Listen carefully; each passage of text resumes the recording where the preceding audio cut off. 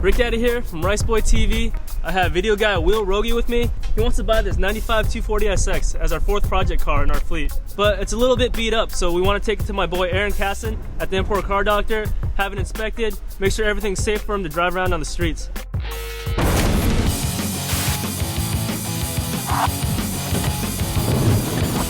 Alright Aaron, I'm thinking about buying this 240 and I want to bring it to you to make sure it's okay mechanically. Okay, you mean like a certified inspection where we do bumper to bumper inspection, check out the engine bay, under the car, suspension, brakes, interior? The first step is for Aaron to take the car on a test drive.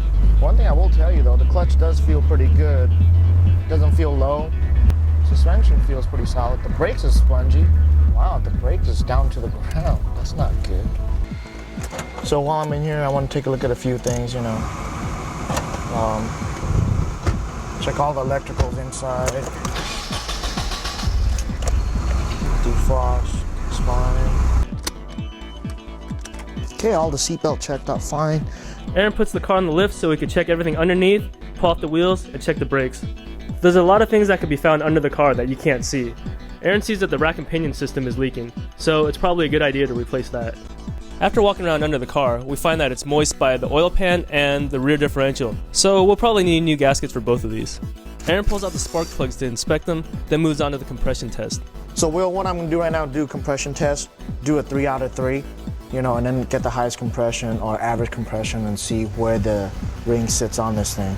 Compression test will tell you the wear on the cylinder walls as well as the oil seals on your piston rings and stuff like that. So it's always good to know, especially with a car that's over 100,000 miles.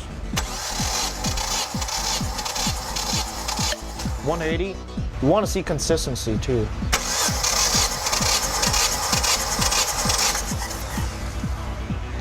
182, and you only want a variance of 10% from the highest compression to the lowest compression.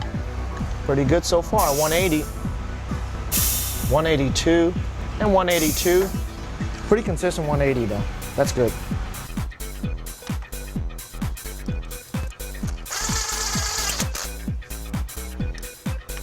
I'm gonna pressurize the cooling system. Make sure it's gonna hold pressure. The cooling system is pressurized to see if there's any leaks. Sometimes small cracks in hoses won't open up until they're under pressure. The brake pedal was a little bit mushy, so we pulled out the calipers and noticed the seals were bad inside. They were leaking brake fluid everywhere. It's either time to replace these or rebuild them. Aaron finishes the inspection and delivers the final results to Will. Good news, bad news, of course. You already walked through the whole thing with me.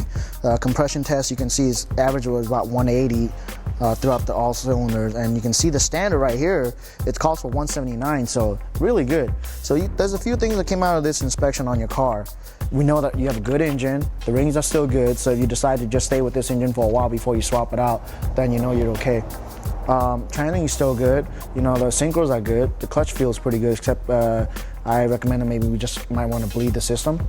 Of course, we would have to replace the calipers in the front and the rear. Would you recommend that I buy the car then? It's a good buy. You're going to always spend a little bit of money on a used car, and this is actually not too bad at all. Thanks a lot, Aaron. All right, thank you. All right. Now that this 240SX is part of our RiceBoyTV project car stable, make sure you check back frequently for updates on it. Hell, you can even let us know what you want to see. KA or SR motor, stock front end, or an S15 conversion. All that fun stuff. You tell us and we'll make Will do it.